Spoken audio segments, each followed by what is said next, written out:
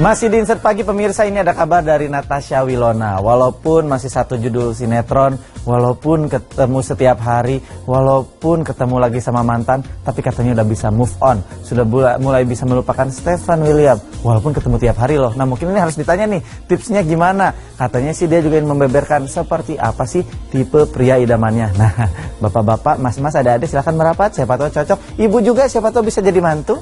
Langsung kita lihat ini dia, Natasha Wilona.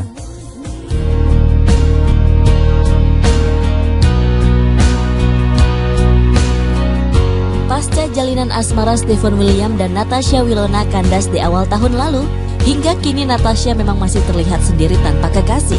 Bahkan hal ini berbanding terbalik dengan Stefan yang sudah lebih dulu memiliki pasangan. Meski begitu, wanita 17 tahun ini mengaku sudah move on dari hubungannya yang pernah ia jalin selama 2 tahun lamanya dengan Stefan dan tengah kembali menata hidupnya menjadi lebih baik lagi. Ya, bisa dilihat sendiri lah. Dari hati sih semuanya. Ya intinya kalau aku pribadi tipe orang yang bukan terlalu pemikir. Jadi nggak terlalu stres, galau, bunuh diri kayak gitu, enggak. Untuk saat ini sih belum ada kepikiran gimana ya, karena bagi aku belum apa-apalah. Masih banyak yang harus dicapai, diraih. Dan intinya posisi aku sekarang ini, aku udah mensyukuri. Cuma menurut aku harus lebih menggali lagi, lebih banyak lagi gitu. Mama sih palingan. Aku termasuk tipe orang yang jarang cerita ke orang lain. Ke saudara pun juga agak jarang ya. Ke temen apalagi. Pendem sendiri, yang bagi aku perlu aku catain, kalau enggak ya udah aku lewatin gitu aja.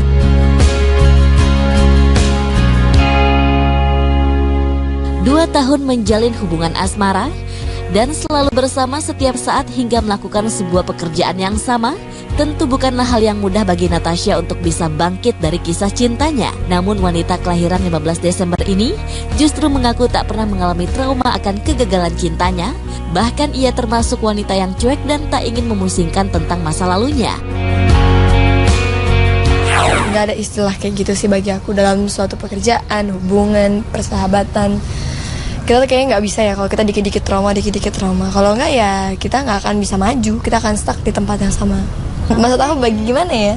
Yang penting kita cukup tahu dan kita tahu gimana cara buat menyikapi orang kayak gitu. Selebihnya urusan balas-balas biar Tuhan aja deh.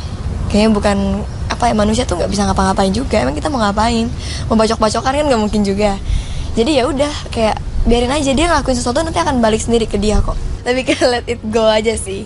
Apa yang terjadi anggap aja itu, kalau hal yang baik jadi suatu pelajaran berharga, kalau hal yang buruk anggap aja jadi pengalaman buat kita jadi lebih baik. Dan paling penting lagi adalah berdoa sih. Dalam keadaan apapun, jangan pernah ngerasa bahwa hidup saya itu cuma sendiri, nggak ada yang bisa bantuin saya, atau cuma malah bisanya lari ke hal-hal negatif ya. Tapi bahwa berdoa, kalau bisa ya banyak ya menenangkan pikiran gitu. Karena kan dengan kita banyak berdoa tuh kayak entah kenapa kita lebih tenang deh.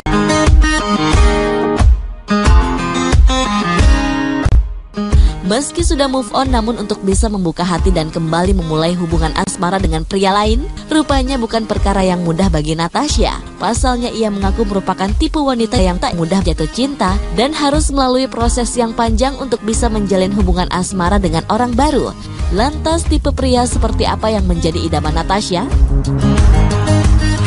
Kan bisa dibilang aku nggak gampang deket pacaran putus, nggak. Susah, itu bukan tipe aku banget. Aku tuh susah buat bener-bener deket sampai jadian, itu susah. Jadi ya emang aku tuh orangnya pakai proses semuanya. Nggak bisa yang kayak gue nggak bisa sendiri nih, gue harus buru-buru cari cowok. Aku sih nggak bisa tipe kayak gitu. Aku tipe orang yang harus kenal bener-bener, deket, tahu, bener-bener tahu banget, baru mungkin bisa lebih dekat tuh belum tentu jadian. Bisa dibilang gitu sih. Aku orangnya agak-agak tidak terlalu mudah jatuh cinta ya.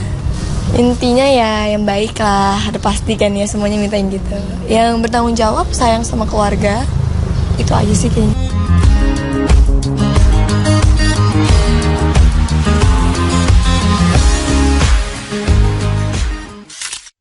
Waduh bro di luar sana berat nih bro. Ternyata Natasha Wilona itu tidak mudah jatuh cinta ya kan. Tapi yang paling penting syaratnya adalah bertanggung jawab, dan sayang sama keluarga. Ini kayaknya sudah siap sangat untuk melaju ke jenjang berikutnya mungkin ya. Tapi kalau dengar tadi katanya ada, ya kalau ini bacok-bacokan, jangan bacok-bacokan dong. Mending cinta-cintaan aja, peluk-pelukan, sayang-sayangan, ya kan. Yang paling penting sudah bisa move on. Itu tadi tipsnya dari Natasha Wilona. Thank you. Nah, setelah ini pemirsa ada Olla Ramlan yang cantik juga nih. Katanya ingin punya anak lagi. Wah, sesaat lagi tetap di Insert Pagi.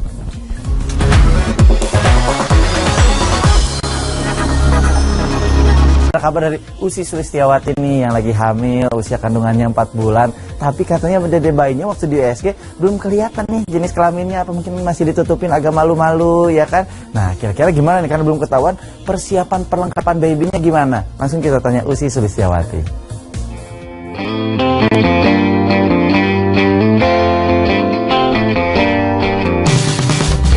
Kehamilan yang sedang dijalani Ussy Sulistyawati saat ini sudah memasuki bulan keempat. Kendati sudah beberapa kali melakukan USG untuk mengetahui jenis kelamin calon buah hati, Ussy yang ditemui tim Insert Rabu kemarin mengaku jika dirinya belum bisa mengetahui jenis kelamin calon anaknya lantaran posisi masih tersembunyi. Bagi Ussy, dirinya memang tidak mau mempermasalahkan apa jenis kelamin calon anaknya. Laki-laki atau perempuan buat Ussy sama saja asalkan semuanya sehat dan tak kurang satu apapun. Kehamilan udah jalan 4 bulan. Sehat, alhamdulillah. Masa-masa mabok-maboknya udah lewat, sekarang udah lebih santai, udah masuk trimester kedua kan. Biasanya kehamilan itu udah mulai enak mau ngapa-ngapain banget gitu. Makan terus. Makanya udah 5 kilo ini naiknya. Udah 5 kilo, nggak tahu deh ntar sampai 9 bulan berapa. Tapi biasanya sih memang aku naiknya banyak itu di kehamilan awal, malah pas sudah maboknya hilang, tuh kayak balas dendam, makan mulu. Nanti kesananya sih mulai ngerem gitu. Kemarin sih masih ngumpet, katanya masih nungging-nungging, mungkin bulan ini kita periksa lagi, insya Allah sih kelihatan. Sebenarnya tapi apa aja sih, banyak yang nanya kan, oh pengennya cowok, pengennya kalau boleh milih pengennya dapat cewek lagi biar sekalian 4 cewek gitu. Cuman kalau rame, cuman memang kalau Allah ngasih rezekinya cowok pun juga nggak apa-apa. Pengalaman baru lagi kan, dapat anak cowok.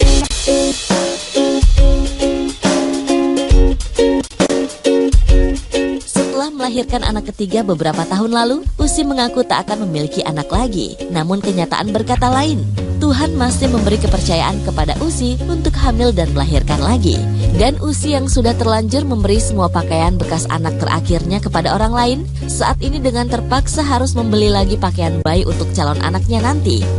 Kemarin udah dikasih-kasihin semua. Kita pikir Elia tuh, kita nggak mau lagi, Elia tuh mau udah anak bontot tadinya. Cuman mungkin pas Elia makin besar, aku aja sih yang ngerasa, aduh Elia sekarang sekolah sampai jam 1 siang, belum les-lesnya. Biasanya dia udah bisa aku bawa kemana-mana tiap hari, sekarang udah nggak bisa. Aku butuh anak lagi buat nemenin aku, karena memang buat aku tuh anak itu apa ya? Kalau mungkin orang tuh ngerasa kerepotan dengan banyaknya anak-anak. Kalau aku makin banyak anak tuh malah bikin aku tuh pede aja gitu. Terbalik gitu. Jadi kalau kemana-mana ada anak tuh, kayaknya gue cantik banget ya gitu bawa anak. Padahal mungkin kata orang rempong banget nih mama, anaknya banyak banget gitu.